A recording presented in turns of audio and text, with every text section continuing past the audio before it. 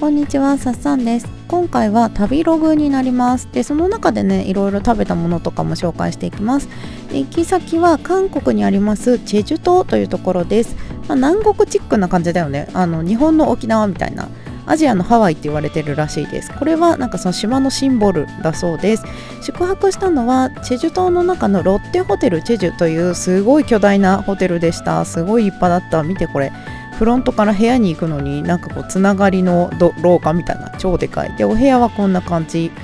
ちょっといい感じのお部屋を泊まりまして、甥っ子がね一緒にいたのでなんか飛び込んできたりするんですけど、はい。で、お部屋の中にはバルコニーがありまして、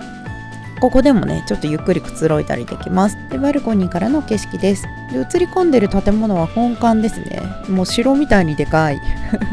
で、中の設備です。カップとかね飲み物のセットは一通りあります。お水はおかわりできますが、お菓子とかあと冷蔵庫にもねなんかいろいろ入ってるんだけど、この辺は有料ですね。はい。ちょっと映り込んでる自分の姿に辟易してるんですけど、この後モザイクかけようかな、どうしようかなお菓子いろいろあります。あとプールカフェっていうね、プールサイドにあるカフェから持ち帰り用の食べ物があって、そんなのもありました。で、お部屋で飲めるようにワインとかグラスのセット、予備のカップとかもあります。冷蔵庫に入っている飲み物も一通りありました。もちろんこれ有料なんですけどね。で、費用感こんな感じなんだけど、割高だよ、普通に一流ホテルの価格って感じです。バスルームは、シャワーブースがこんなんで、はい、ちょっとさらっと回しますけど、バスタブ結構広くてね良かったです。はい。で、バスローブもちゃんとあるんで、海外って感じだよね。パジャマはないです。バスローブで寝るか、持参のパジャマで寝る感じで、金庫ついてます。もう着いたのが夕方ぐらいだったので、すぐ夜ご飯です。韓国の生ビールで乾杯します。はい。で、ライブキッチンいろいろありました。肉、魚あるんですけど、やっぱりお魚の方が多かったかな。で、アワビとかもさ、こんな食べ放題なんだよ。すごくないですか？なんか立派なエビ、これ何エビかちょっと分かんなかったですけど、はい。で、やっぱり島だけあってね、海産物は多くって、カニエビ、あとお刺身とかも多かったですし、お寿司とかもありました。で、あとはこういったね、調理されてる系のホタテとか白いお魚、タチウオがなんか有名らしいんですよね、ジェジュ島って。で、あとビュッフェレストランなんでいろいろ一通りあるんですけど、超驚いたのはこれ、生肉、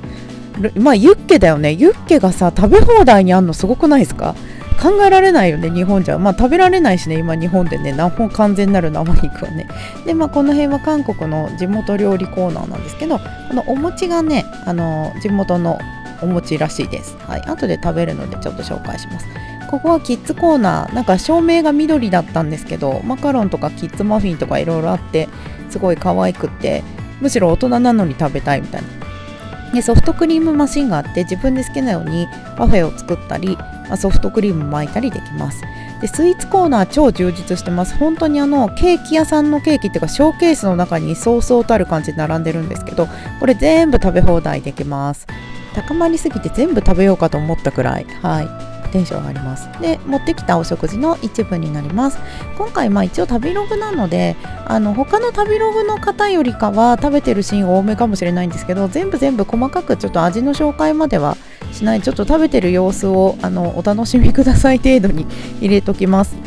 食べてる姿もそこそこに、食べたものの紹介だったり、あと韓国旅行の手配だったりとか、現地の様子なんかもいろいろちょっとお伝えしようと思っています。特にロッテホテルの中でほとんど過ごしていたので、ホテルの様子とかね、お伝えできるといいのかなと思ってます。はい。で、まず早速レストランの話なんですけど、ここはロッテホテルジェジュの中のキャンバスというレストランです。で、一日中ビュッフェをやっているんですけど、モーニングとかブランチとかディナーとかね。で、これ近年ね、なんかこのホテルの中のレストラン複数あったものを1個に統一したみたいなことらしくって、めっちゃ広いのよ。食べるものを取るコーナーも広いし、席数もめちゃくちゃあるんで、ちょっと先にこの生肉の感想言うんだけど、すごい新鮮でめちゃくちゃ美味しかった。もっとたくさん食べたかったけど、ちょっと他にもいろいろ食べたいものあったから少々にしておきましたが、感動的に美味しかったです。はい。で、この後スイーツになります。チーズケーキ、オペラ、赤い生地のベルベットケーキは絶対に食べたかったのでもらってきました。あと韓国のこのチェジュ島特産のお餅ももらってきました。はい。でスイーツ全般の感想を伝えたいと思います。で基本的にやっぱりこのロッテホテルのホテルメイドのケーキなのでレベルは高くてすごく美味しかったんですけど、全般的に言えるのはね、やっぱり日本のホテルとかのビュッフェのケーキと比べるとやっぱ若干大味感は否めないかな。でもこのオペラとかすごい濃厚で美味しかったんですけどね、これ多分単純になんていうの、味の好み、国民性なのかもしれない。なんかその文化とか好みの違いで、やっぱ日本のケーキ、私は日本で育って日本でご飯ずっと食べてきてるから育ってるから、その繊細な感じとか日本のやっぱりケーキの味の方が、好みなんだなっていう、自分に合うんだなっていう気はしました。ただこれがね、レストランのこのビュッフェレストランで食べれるっていうレベルかって言われるとやっぱなかなかないと思うので、そこはすごくね高クオリティなケーキ食べれて幸せだなって思いました。ちなみにこのティラミスはちょっとスカスカしててあんまりだったごめんなさい。これで大丈夫だよね、こんなこと言って大丈夫なのかな。大丈夫だよね。率直な感想です。でお餅2つ持ってきてるんですけど、これはねおめぎ餅というジェジュ島の特産の、地元のお菓子ってやつです。で私お餅とかあんこ大好きなので、食べてるんですけど、これ一回食べてみたかったんだよね。そうでよもぎの中にあんこが入ってて、周りが黒いきな粉でした。でこのもう一個のおめぎ餅は、中がやっぱりよもぎ餅で中あんこなんだけど、外側にも粒あんが入ってて、すごく素朴な小豆の甘さで美味しかったです。で最後にフルーツもりもり食べてお食事は終了しました。レストランの話に戻りますと、このビュッフェレストランの他にはラウンジバーとプールサイドにあるカフェのみになります。あとはペストリーショップがあって、パンとスイーツ、ケーキとかね買えるところはあるんですけど、以上終了なので、1泊ならいいんですけど、何泊かされる方はこの中だけでやるの結構大変かもしれないんです。で近所にね歩いて3分ぐらいのところかな、レストランが何軒か集まってるところがありまして、でそこにセブンイレブンとかもあるので、そういうところでちょっと軽食済ますとか、外出される方は外で食べたりもするんでしょうけど、そういった選択肢があります。でこの後ねどうしてもキッズコーナーのソフトクリームが気になって自分でパフェ作って食べてます。もうめちゃめちゃソフトクリーム濃厚で美味しかったです。最高、さすがホテルメイド。でこの後ちょっと敷地内探検してるんですけど、ホテルの中にボーリング場とかゲームセンターがありました。一部キッズコーナーは早めに閉まっちゃうんですけど、ボーリング場は深夜まで営業しているそうです。でダーツとかもあってね、若者がすごい盛り上がってました。翌日使う予定だったのでプールの視察に来ました。11時までやってるんだって、夜の。で次の日の朝ごはん食べに近所のカフェにやってきました。これさっきの歩いて3分ぐらいのところにあるっていうところの集合体の一つです。めっちゃ韓国のカフェっておしゃれじゃないですか。自家製ヨーグルト、これで、あとは、マッシュルームのポタージュにこれまた自家製ベーグルのセットで、これは妹と甥っ子とシェアしました。でいよいよ甥っ子ちゃんがずっと楽しみにしていたプールにやってきました。めちゃめちゃ雨降ってます。韓国も梅雨なんだよね。でお昼はプールサイドでハンバーガーをシェアしました。昼から飲むビールは最高で、これ私の親戚たちと白缶のあるホテルです。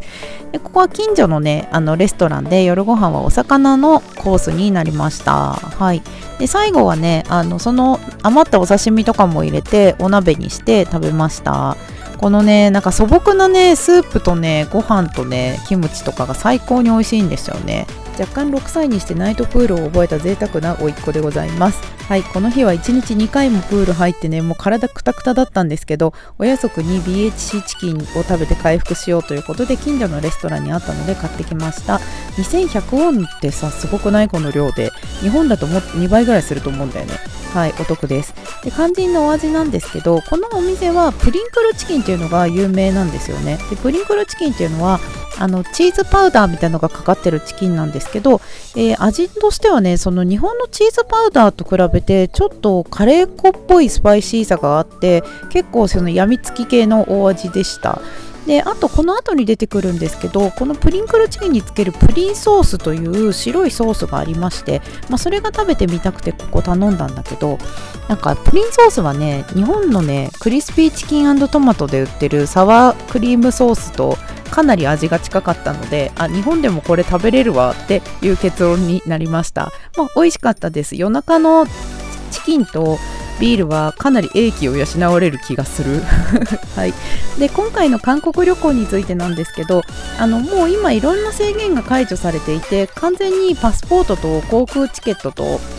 ホテルの予約さえしておけば基本的に問題なく行けます。であとは申告書とか向こうで書けばいいので、煩わしいこと一切なく、本当にコロナ前と変わらない感じで渡航はできました。それからチェジュ島には日本人はほとんどいなかった気がします。この旅行中少なくとも私たちは一組ともすれ違わなかったので、非常に新鮮な感じだった。どっちかというと本当に韓国人の方のなんかリゾート地みたいな感じだったり、あと外国人の方が遊びに来てた感じがほとんどです。そりゃそうだろうって感じなんだけど、で日本からだとね、そもそもチェジュへの直行便がね、関西ぐらいからしか出てないんじゃないかと思うんですよね。で私は東京住みなので羽田から金浦空港で乗り換えをしてるんですけど、もうそれもまたディレイしたりとかして、結局この時の旅は行きにね12時間かかったからね、家からホテル着くまで。うちが空港からそんな近くないっつうのもあるんですけど、大変でしたぶっちゃけなので次行くときは関西移動してから直行便で行きたいなと思います。で最終日の朝食は初日で行ったキャンバスのモーニングビュッフェに行ってみました。はい。でスープとか中華とか、あとプルコギとか韓式のいわゆるおかず類とかもあるし、洋食志向の方には洋食向けのものもしっかり用意されています。はい。もう食べたいものいっぱいあってどうしようだよね。パンとかもね、もちろんたくさんの種類用意してあります。ベーグルとかもねあったよ。でその場で焼いて食べれるし、フルーツももりもりで、なんて豪華なんでしょうか。でこれが私が選んできた朝ごはんです。ちょっとねオムレツあんの知らなくて、なんかスクランブルエッグとか取っちゃったから卵しいんですけど、はい。であとこれはラウンジで食べたお昼ご飯ですね。はい。韓国に名残惜しさを感じながら、ハローチェジュ、さよならチェジュということで、ここまでご視聴いただきありがとうございます。よければチャンネル登録、高評価、コメントお待ちしてます。じゃあまたね、バイバイ。